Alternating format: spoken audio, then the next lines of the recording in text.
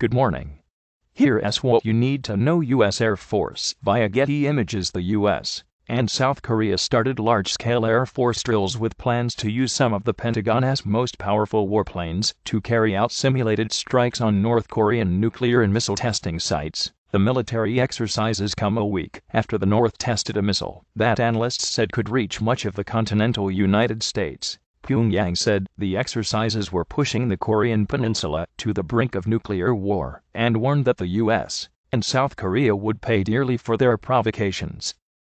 Doug Mills. The New York Times. President Trump announced plans to drastically reduce the Bears Ears National Monument in Utah, setting up a legal battle that could alter the course of American land conservation, possibly opening millions of acres to oil and gas extraction, mining and more. Earlier, he formally endorsed a Republican Senate candidate, Roy Moore, who has been accused of UL misconduct.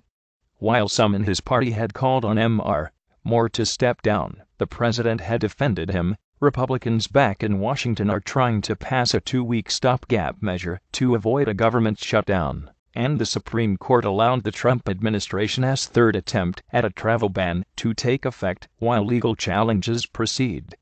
Bill O'Reilly, the former Fox News anchor, is being sued by a woman who reached a settlement with him over harassment allegations, saying that he and the network had violated the settlement and had portrayed her as a liar and extortionist, and the Metropolitan Opera in New York suspended James Levine, its revered conductor and former director, after 3 men accused him of violently abusing them decades ago when the men were teenagers. Ali Abdullah Saleh, the ousted former president of Yemen, was reported dead, but the circumstances remained unclear. His death could escalate a Saudi-Iran proxy war that has already devastated the country and put millions at risk of starvation. Just 2 days before, Saleh appeared to switch sides in the civil war for the second time. Separately, Saudi Arabia and President Trump said a missile fired from Yemen had been shot down. At times, analysis of photos and videos from the scene tells a different story. Mauricio Lima for the New York Times. In Afghanistan, our Kabul bureau chief went inside a provincial prison to meet Mina, 11, who was born there and has never been outside, not even for a brief visit. Mina's mother is a convicted serial killer serving a life sentence, and under Afghan prison policy she can keep her daughter with her until the girl turns 18. Advocates estimate that there are hundreds of children similarly stuck behind bars. Yes, I wish I could go out, Mina said, but I want to leave here without her. Reuters. Lawmakers in Australia showed up for a final debate on a bill to legalize same marriage, but one time Wilson, above, went off script. The lawmaker first spoke emotionally of the struggles he and his partner had encountered as a gay couple. This debate has been a 2-hour relationship, he said, as he proposed to his partner. The answer was yes. The measure is expected to pass its last test in the House of Representatives by the end of the week. Business. Giulia Marchi for the New York Times. As China tests the frontiers of artificial intelligence, one company, IFLYTEK, has emerged as a compelling example of technology's darker possibilities. Broadcom proposed replacing the entire Qualcomm board with its own candidates, the latest pressure tactic in its $105 billion takeover bid. In South Korea, the soaring price for Bitcoin has caused a frenzy over virtual currency markets. As one amateur investor said, "I can miss the next bus coming, can I?" Facebook announced Messenger Kids, a standalone mobile app for children aged 13 and under. U.S. stocks were higher. Here's a snapshot of global markets. In the news, from Reuters. In southern India, Cyclone Aki has killed at least 21 fishermen and stranded dozens more at sea. The weakening storm is headed to Gujarat coast next. The New York Times. The Philippines is investigating why more than 730,000 children were given a dengue vaccine that the drug maker Sanofi admitted could actually worsen the disease in some cases. Reuters. The White House denied that it was pursuing a plan for Mideast peace that would offer Palestinians limited sovereignty and not give them East Jerusalem as their capital. The New York Times. Indonesia's largest Muslim organization, Nahdlatul Ulama, warned politicians against using Islam to win votes, saying the practice has the potential to trigger conflict with other faiths.